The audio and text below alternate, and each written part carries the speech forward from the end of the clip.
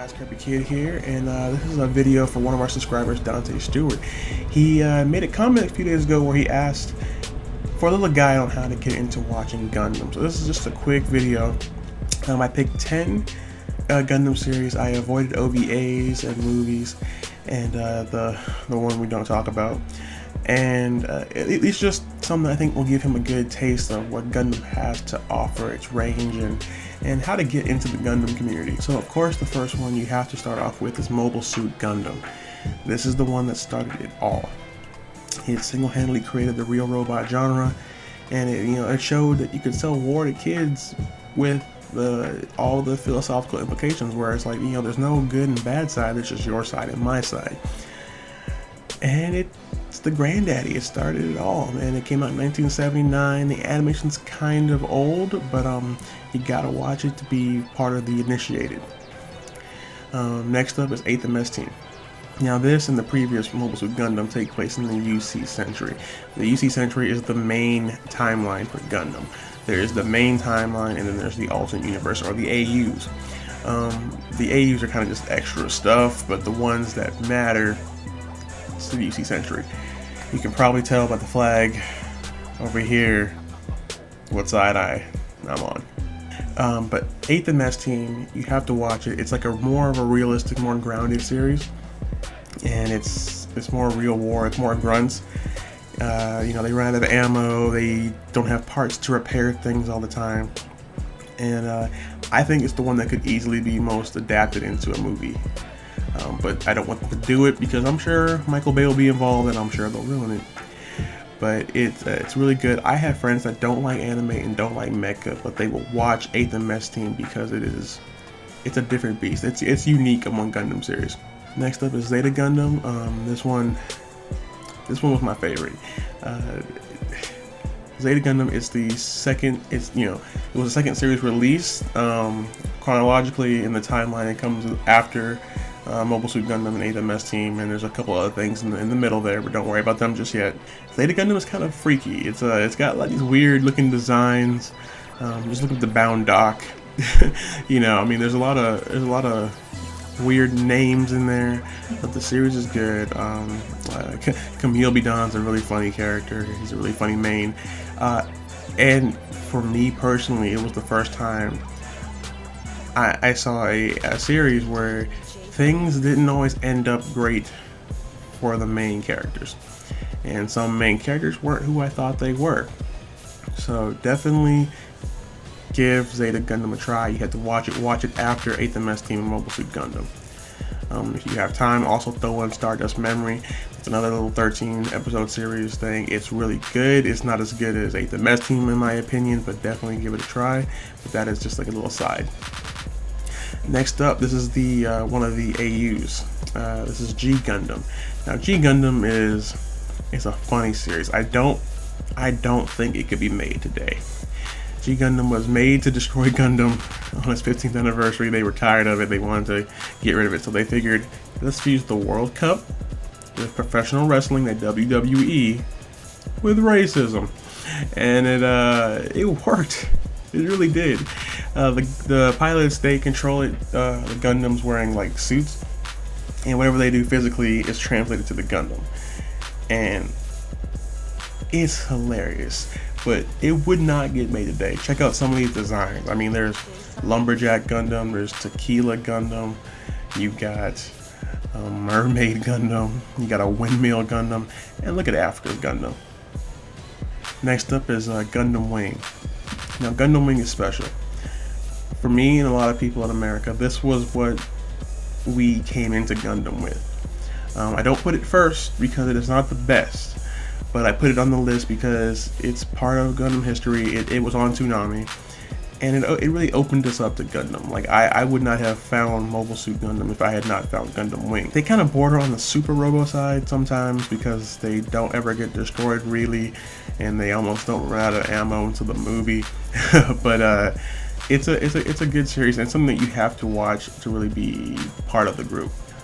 Next up is Gundam Build Fighters. Now this is This is an odd one. Every other Gundam series is about people fighting in a real war. Gundam Build Fighters is like, I guess, the Yu-Gi-Oh of this, where they build the model kits of the Gunpla and they have them fight. Now, it's a really good series to watch. It's available on YouTube for free from Gundam Info. It's fun. You get to see really cool designs going, using parts going back all the way from the original Gundam to current. You get to see really awesome fights, really good animation, and the story is really good. I enjoyed Build Fighters. It's a giant toy commercial. Don't get me wrong. I mean, they're even in a toy or a model kit store a lot of the time, but it will motivate you to build kits, and model kits are a big part of being a Gundam fan. All the kits you see behind me, they're all custom kit batches that I made right after watching Build Fighters. So clearly it did its job. Next up is Victory Gundam. Now, Victory Gundam is very far into the UC century.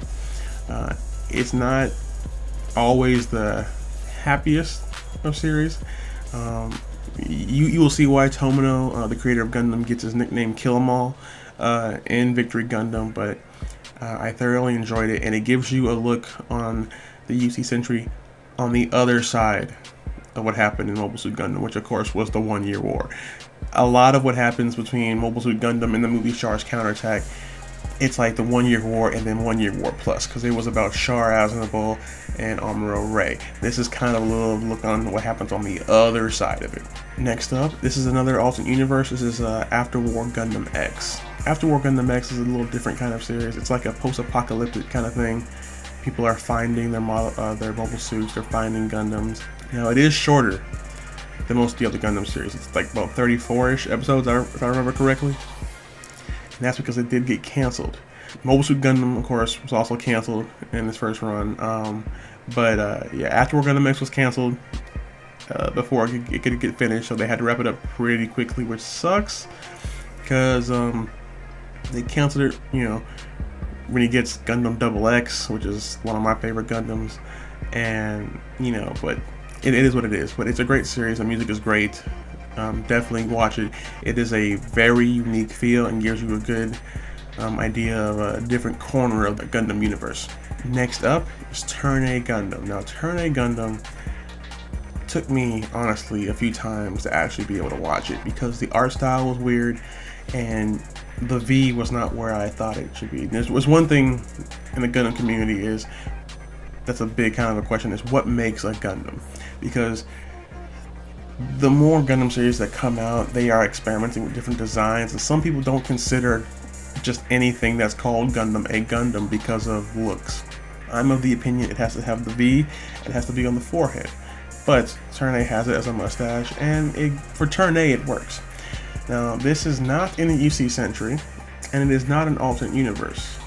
What it is the furthest point in the Gundam combined timeline. I don't want to give too much away, but that's what gave me the motivation. I know it's kind of spoilerish. It's called, I don't say what it's called, but it's what made me actually push through. I watched this whole series because I was told that it does combine all the Gundam series, all the AUs, along with the UC century, so I had to give it a try. So for anyone who is apprehensive about starting Turn A Gundam, just know it's going to combine everything together. The last one on the list, I have to explain myself before I tell you this. Every series, every franchise has a story arc or a part or a dark corner that no one likes to talk about or everyone loves to hate. And it's precisely because of that you have to watch or be a part of that thing, or else you won't get the full experience of being a Gundam fan. You won't get the jokes, you won't know stuff. So the last one you need to watch, and please don't thumbs me down for this, is Gundam Seed. Now, Gundam Seed gets a lot of hate. Seed and Seed Destiny. Seed Destiny especially gets a lot of hate. Seed gets a lot of hate because it's lazy. It's essentially a retelling of Mobile Suit Gundam, but with better graphics, better animation, which they reuse a lot of reanimation. By the way, that's like a Seed thing. It's a reimagining, and the fights are great. The story's a little different. You do get some really cool super weapons out of the deal. It has the feel that it's very much being animeized. Like Gundam has kind of like it's had a little things in common with like mainstream like kiddie anime, you know, but Gundam was always kind of like an art to itself outside. I mean, I don't know if this is coming across correctly, but to me it always felt like there was anime and then there was like the classics, like god level animes where they were just like, we're just using the art form, but we are our own thing. Seed feels like a little combination more of Gundam and then like what's going on in current anime. You know, it aired back in the early 2000s. Seed Destiny came a little after that, but you have to know, you have to watch it because you have to know the jokes. You have to get why people hate it. You have to understand why you need to stay away from the Church of Jesus Yamato.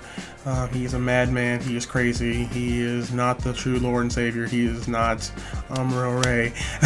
But these are things that you will get after watching Gundam Seed. If you're daring, go ahead and watch Seed Destiny. But I'll tell you this, the director gave up halfway through and let his wife direct, and it's very noticeable. Outside of all that, I can go into the individual series more if you guys want me to. These are the 10 series that I think, outside of small series, outside of OVAs and movies and one-shots, this is what I think gives you a broad view of Gundam. You know, what it means to like Gundam, what it means to be a Gundam fan. Like, it's a daunting thing to get into. Gundam, it's got like a cajillion series. It's got a bunch of manga. It's been around since 1979. So it can be kind of like hard to jump in. But if you watch these 10, you've got your grounding. You have your mainstream, which everyone loves, the UC century, which is the correct century. Then you get a taste of the AUs. You get a taste of what it is to be a Gundam fan. You get your Gunpla. You get the thing you're supposed to hate. You get your high art. You get your action. You get your story. And it's all here. Now, I love Gundam. I've been into it since I was 7 years old. It's the reason why I got into other anime. It's the reason why I got into comics. It's the reason why I became a writer. So Gundam's really important to me. So yeah, that's basically it. The cool thing about Gundam is that, at least in the UC century, is that it's a continuing storyline, which is really cool.